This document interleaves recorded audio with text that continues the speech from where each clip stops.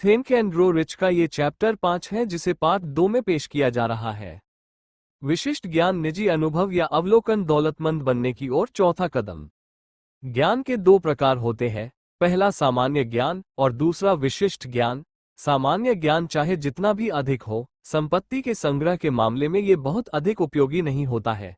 इंसान के पास सामान्य ज्ञान के जितने भी रूप हो सकते हैं, सभी बड़े विश्वविद्यालयों में ये सभी रूप पाए जाते हैं। अधिकतर प्रोफेसरों के पास बहुत कम धन होता है। ज्ञान देना उनकी विशिष्टता होती है, लेकिन वे इस ज्ञान के संगठन और इसके उपयोग के विशेषज्ञ नहीं होते। ज्ञान धन को आकर्षित नहीं करता है जब तक कि धन को अर्जित करने का लक्ष्य न बनाया जाए तथा इस लक्ष्य को प्राप्त करने के लिए कार्य की व्यवहारिक योजना बनाकर इस ज्ञान को संगठित न किया जाए और बुद्धिमानी पूर्वक इसका प्रयोग न किया जाए। इस तथ्य की समझ का अभाव ही यह सबसे बड़ा कारण है जिसकी वजह से अधिकांश लोग इस धारणा में विश्वास रखते हैं कि ज्ञान ही शक्ति है। ऐसा कोई नियम नहीं है। ज्ञान केवल संभावित शक्ति है। ये शक्ति तभी बनती है जब इसे कार्य की निश्चित योजनाओं में संगठित किया जाए और किसी निश्चित लक्ष्य की प्राप्ति के लिए इसका उपयोग किया जाए।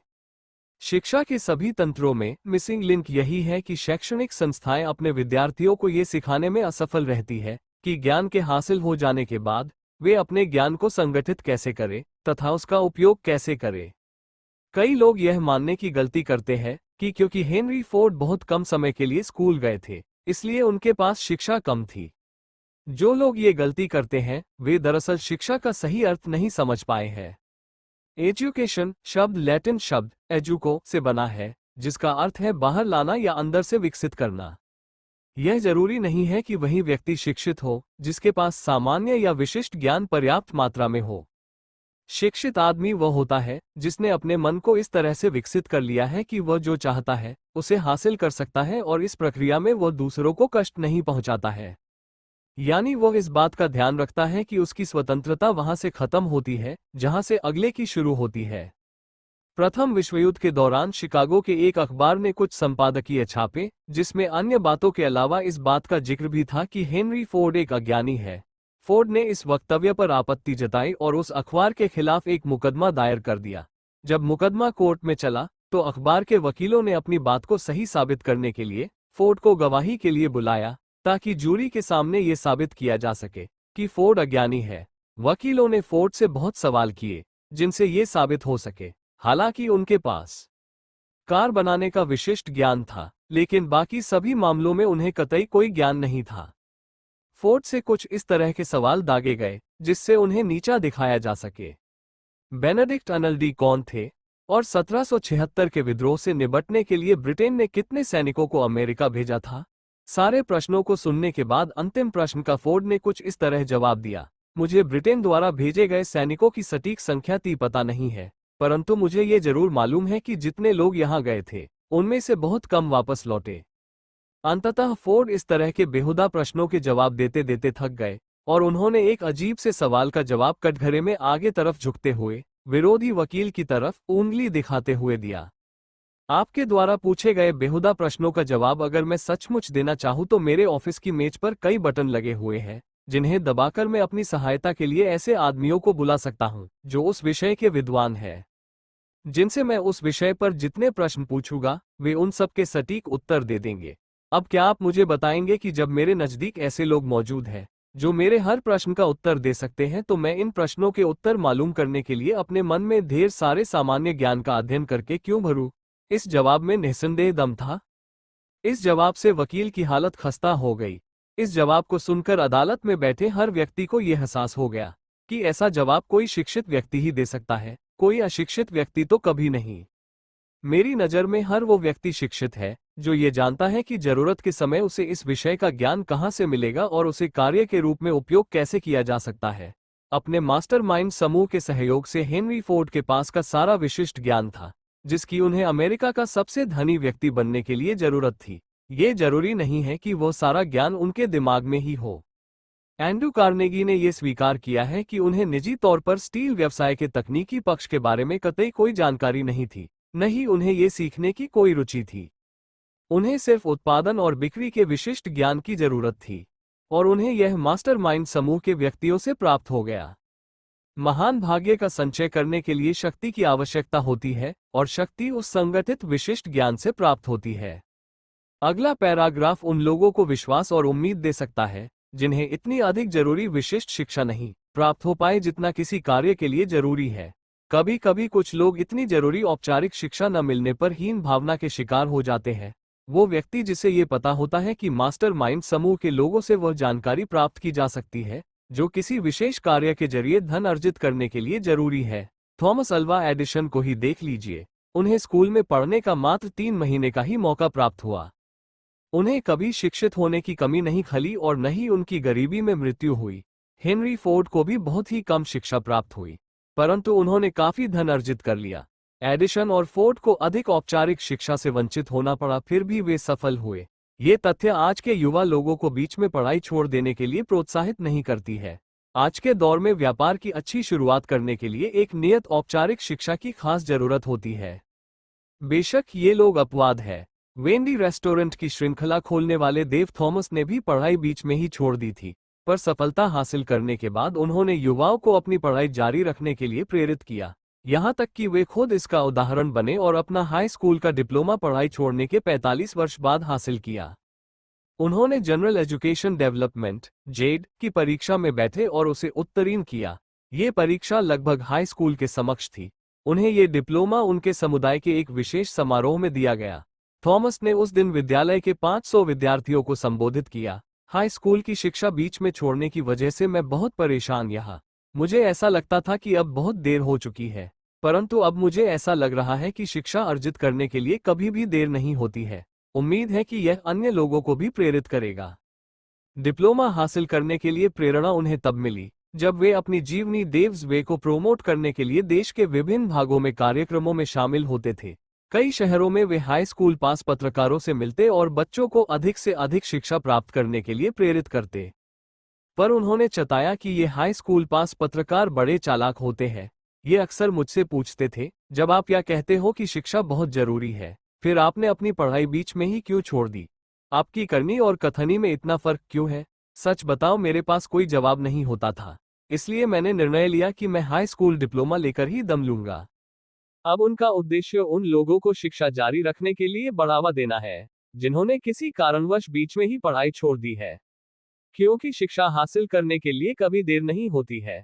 मैं लोगों को बताता हूं कि अपनी उतनी पढ़ाई कर ले जितनी आप कर सकते हैं। मैंने पढ़ाई छोड़ने के 45 वर्षों के बाद डिप्लोमा हासिल किया। सच ही तो है, शिक्षा हासिल करने के लिए कभी देर नहीं होती। थॉमस ने आगे जोड़ा, अब तक मेरे जिंदगी में प्राप्त उपलब्धियों में ये सबसे महत्वपूर्ण उपलब्धि है। ये जानना जरूरी है कि ज्ञान को कैसे खरीदा जाए। सबसे पहली बात तो ये है कि आप ये जान ले कि आपको किस विशिष्ट ज्ञान की जरूरत है। साथ ही आपको ये भी पता होना चाहिए कि आप उस ज्ञान से कौन सा लक्ष्य हासिल करना चाहते हैं। बहुत हद तक जीवन में आपका प्रमुख लक्ष्य वह लक्ष्य है जिसके लिए आप काम कर रहे हैं, यह तय करेगा कि आपको किस ज्ञान न की आवश्यकता है। इस प्रश्न का जवाब मिल जाने के बाद आपका अगला कदम ये होगा कि आप वह सही जानकारी हासिल कर ले और इस ज्ञान के विश्वसनीय स्रोतों को खोजें। इनमें से अधिक महत्वपूर्ण है: 1. अपना अनुभव और शिक्षा। 2. दूसरों के सहयोग मास्टरमाइंड सहयोग के द्वारा उपलब्ध अनुभव शिक्षा। 3. कॉलेज और यूनिवर्सिटी। 4. सार्वजनिक पुस्तकालय। इंसान ने अब तक जितना ज्ञान हासिल किया है वो सारा ज्ञान पुस्तकों और पीरियोडिकल्स के द्वारा हासिल किया जा सकता है। 5. विशेष प्रशिक्षण कोर्स, खासतौर पर नाइट स्कूल और हीम स्टडी स्कूल्स। जब ज्ञान हासिल किया जाए तो उसके बाद अपने निश्चित लक्ष्य के लिए योजना बनाकर इस प्रयोग में लाया जाए। ज्ञान का कोई मूल्य ज्ञान की जरूरत है, फिर यह जाने कि वो विशिष्ट ज्ञान आपको किन विश्वसनीय स्रोतों से मिल सकता है। हर क्षेत्र में सफल लोग अपने प्रमुख लक्ष्य, बिजनेस या प्रोफेशन से संबंधित विशिष्ट ज्ञान हासिल करते ही रहते हैं। ये सिलसिला कभी खत्म नहीं होता। जो लोग सफल नहीं हैं वे आमतौर पर इस गलतफहमी के शिकार होते हैं कि स्कूल की पढ़ाई खत्म होने के बाद सीखने का दौर समाप्त हो जाता है। सच्चाई ये है कि स्कूल की पढ़ाई तो सिर्फ विद्यार्थी को वह रास्ता भर है जिसके द्वारा व्यावहारिक ज्ञान हासिल किया जा सकता है। आज का युग विशिष्टता का युग है। कोलंबिया यूनिवर्सिटी के प्लेसमेंट डायरेक्टर एक अखबार में रेखांकित किया था। कई वर्षों बाद रोजगार देने वाले कंपनी के सलाहकारों ने बताया कि नियोक्ता जो कैंपस में नौकरी के लिए छात्रों को हायर करने आते हैं वे किसी विशेष क्षेत्र जैसे business management, computer science, mathematics, chemistry जैसे विषयों की पढ़ाई किए होते हैं, उन्हें तवज्जो देते हैं। क्योंकि ऐसे व्यक्तियों को बड़ी जल्द ही उत्पादन में लगाया जा सकता है, बजाय उन विद्यार्थियों के जिन्होंने कला की व्यापक किंतु उत्पादन के लिहाज से अनुपयोगी पढ़ाई की है। कई ऐसे विद्यार्थी होते हैं जिनमें बहुत योग्यता होती है, पर 18 से 20 वर्ष की उम्र में वे निश्चित नहीं होते, जिस वजह से वे किसी विशिष्ट कोर्स को नहीं चुन पाते हैं जिससे उनका करियर बन सके। इनमें से कई लोगों ने ग्रेजुएशन में विविध पढ़ाई करने के बावजूद पोस्ट ग्रेजुएशन में करियर उपयोगी शिक्षा हासिल कर सकते हैं। इस पुस्तक के युवा पाठकों को किसी करियर उपयोगी कोर्स के लिए तब तक नहीं भागना चाहिए जब तक वे इसके अवसरों और नुकसान की संपूर्ण जानकारी नहीं हासिल कर लेते हैं। कई यूनिवर्सिटी और कॉलेज इन सभी के बारे में गाइडेंस उपलब्ध कराते हैं, जिससे विद्यार्थी अपने लिए सही निर्णय ले सके। अगर ऐसी कोई भी सुविधा उपलब्ध नहीं है तो विद्यार्थियों को इन क्षेत्र के बारे में अधिक से अधिक पढ़ना चाहिए और अधिक से अधिक उन लोगों से बात करनी चाहिए जो इस तरह के क्षेत्र में कार्यरत हैं। हर करियर में यूनिवर्सिटी डिग्री की जरूरत नहीं होती। आज के दौर में कुछ अलग तरह के ट्रेनिंग कोर्स भी उपलब्ध है। कई यूनिवर्सिटी ने उन लोगों के एजुकेशन प्रोग्राम शुरू किए हैं जिन्हें करियर उपयोगी ज्ञान की जरूरत है। कुछ सर्टिफिकेट प्रोग्राम भी उन लोगों के लिए चलाती है जिन्हें अपनी कौशल को अतिरिक्त उपयोगी बनाना होता है। ये कोर्स अधिकांशतः शाम को या फिर सप्ताहांत में दिए जाते हैं, जिससे नौकरी पेशा करने वाला व्यक्ति भी शामिल हो सके। होम स्टडी प्रोग्राम को डिस्टेंस लर्निंग प्रोग्राम के नाम से जाना जाता है, जो पत्राचार या फिर इंटरनेट के माध्यम से उपलब्ध होते हैं। इस तरह की शिक्षा का सबसे बड़ा फायदा ये होता है कि आपके पास जब भी वक्त ही आप पढ़ सकते हैं। अगर इस तरह के कोर्स सावधानी से चुने गए हैं तो ये आपको स्पष्टीकरण और अधिक जानकारी के लिए बहुमूल्य उपयोगी शिक्षा उपलब्ध कराते हैं। इससे कोई फर्क नहीं पड़ता कि आप कहाँ रहते हो। अगर आपके पास स्वयं का अनुशासन है तो आप इन प्रोग्राम से वो विशिष्ट ज्ञान अर्जित कर उस बर्बाद हुए अवसर की भरपाई कर सकते हैं जो स्कूलिंग के समय पर मुफ्त में उपलब्ध थी। होम स्टडी प्रोग्राम खासकर उन लोगों के लिए है जो फिर स्कूल जाकर नहीं पढ़ सकते और नौकरी करते हुए अतिरिक्त विशिष्ट ज्ञान अर्जित कर सकते हैं। आजकल लगातार बदल रही अर्थव्यवस्था के कारण ये हजारों लोगों के लिए बहुत जरूरी हो गया है कि उनके पास पैसा कमाने के अन्य साधन भी होने चाहिए। ऐसा कब समय आ जाए कि उन्हें नौकरी से हाथ गंवाना पड़े और उन्हें नई नौकरी की तलाश करनी पड़ जाए। कभी कभी कोई सामान नहीं बिक रहा होता है तो अच्छा व्यापारी उसे सामान को उस दूसरे प्रोडक्ट के साथ बेच देता है जिसकी अधिक डिमांड होती है। अगर उनकी सर्विस अपेक्षित परिणाम नहीं दे पा रही है तो उन्हें अपने प्लान में बदलाव करने की जरूरत होती है, जहां से उन्हें बेहतर परिणाम हासिल हो सके। जिन लोगों ने स्कूलिंग के बाद सीखना छोड़ दिया, वे लोग संपूर्ण जीवन मध्यम वर्गीय जीवन यापन करते हैं। सफलता का द्वार लगातार सीखने के रास्ते से खुलता है। आइए एक विशिष्ट उदाहरण लेते हैं। ग्रोसरी स्टोर के एक सेल्समैन ने अचानक अपने आप को बेरोजगार पाया। क्योंकि उसके पास बुककीपिंग का कुछ अनुभव था, इसलिए उसने अकाउंटिंग का कोर्स किया। उसने अपने आप को बुककीपिंग और ऑफिस उपकरणों के नवीनतम रूपों से परिचित करवाया और उसने खुद का बिजनेस शुरू करने की दिशा में कदम रखा।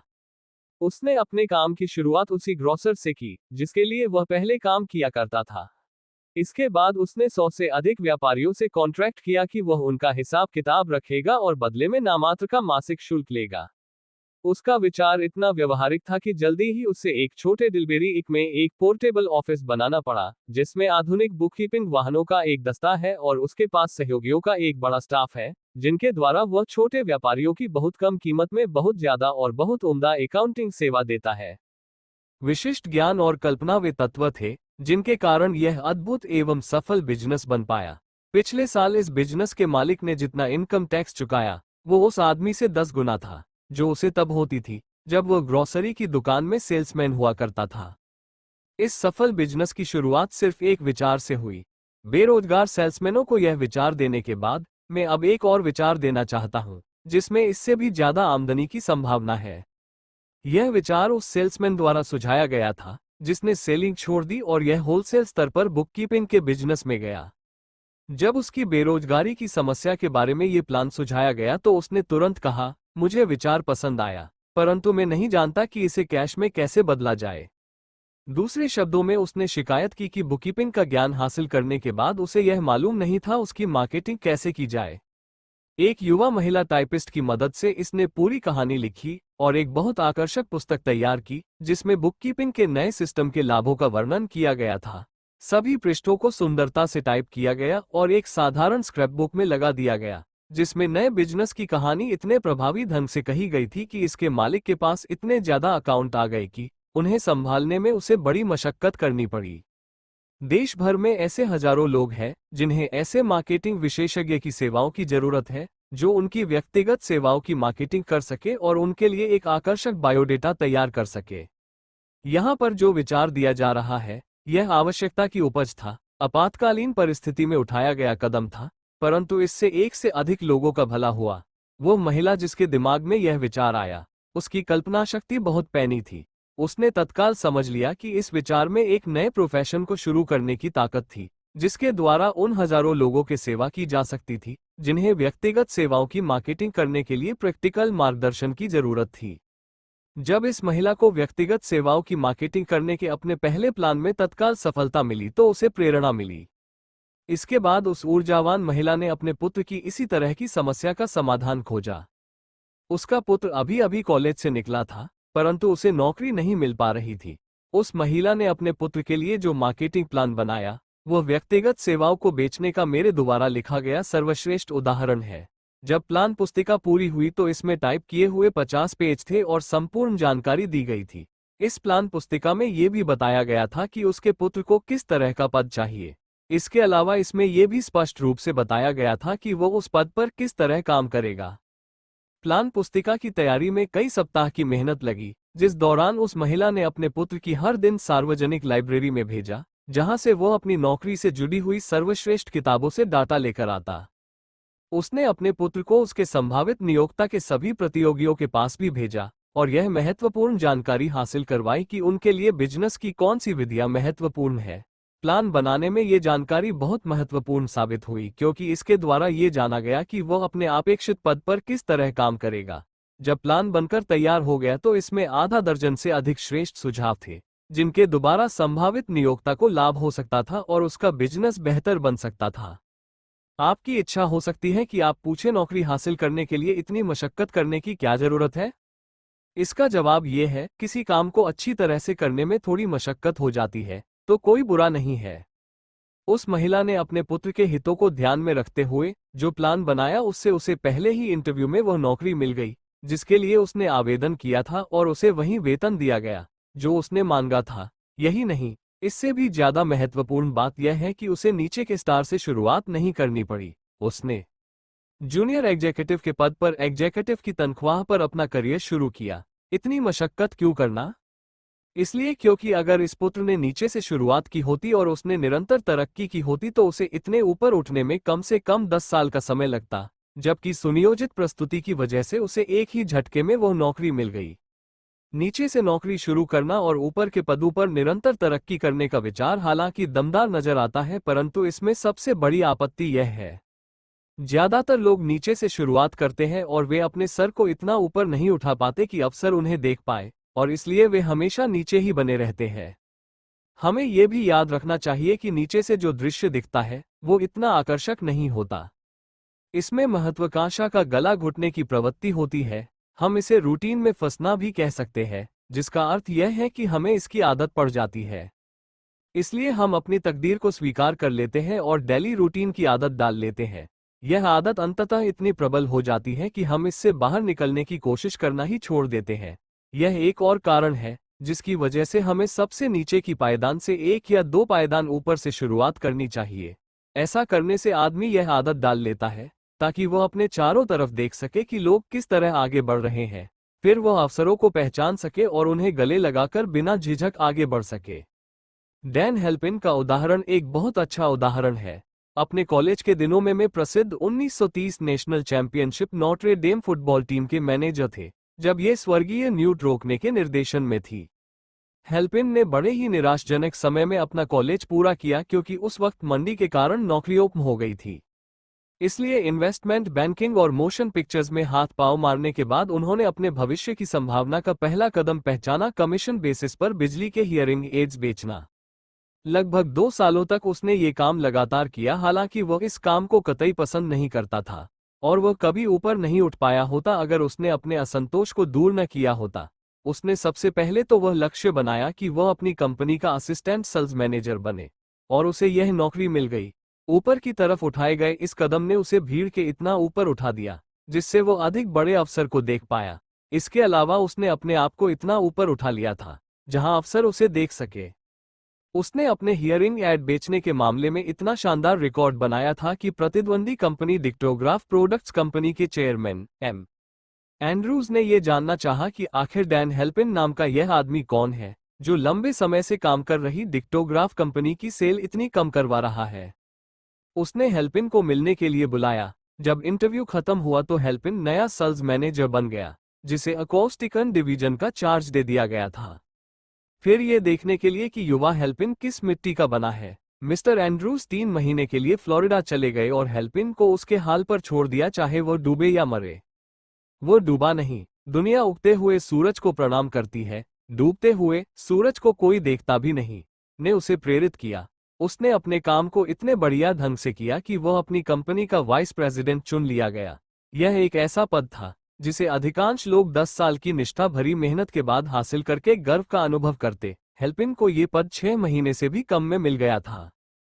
इस पूरी फिलॉसफी में मैं इस बिंदु पर जोर देने की कोशिश कर रहा हूं कि अगर हम चाहें तो हम उन परिस्थितियों को नियंत्रित करने में सक्षम हैं जिनके द्वारा हम ऊंचे पदों पर पहुंचते हैं या नीचे ही बने रहते हैं। इस बात पर जोर देने की कोशिश कर रहा हूं कि सफलता और असफलता दोनों ही बहुत हद तक आदत का परिणाम है। मुझे जरा भी संदेह नहीं है कि अमेरिका के महानतम फुटबॉल कोच के साथ करीबी रूप से जुड़े रहने के कारण डैन हेल्पिन के मन में सर्वश्रेष्ठ बनने की प्रबल इच्छा थी, जिसने नोट्रे डेम फुटबॉल टीम को विश्व प्रसिद्ध बनाया। ये सच है कि हीरो का अनुसरण एक बहुत अच्छा विचार है, बशर्ते आप विजेता का अनुसरण करें।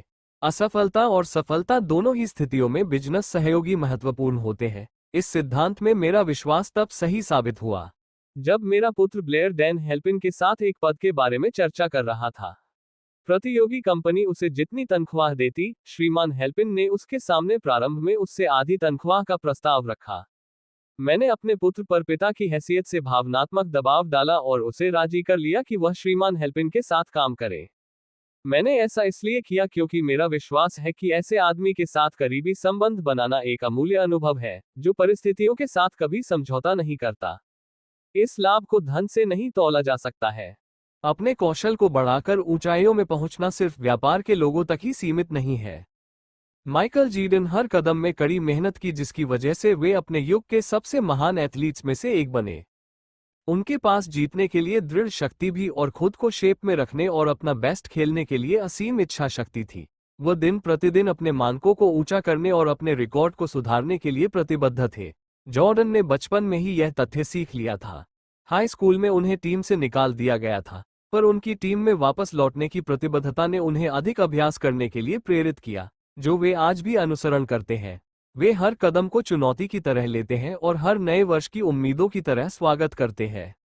खेल से कुछ वर्ष दूर रहने के पश्चात जब उन्होंने बास्केटबॉल में वापसी की तो उनके आलोचकों ने कहना शुरू कर दिया कि उनका शिखर का वक्त जा चुका है, अब वे धीरे पड़ गए हैं और कोई भी चैंपियनशिप जीत नहीं सकते। उन्होंने इस आलोचना को चुनौती की तरह लिया।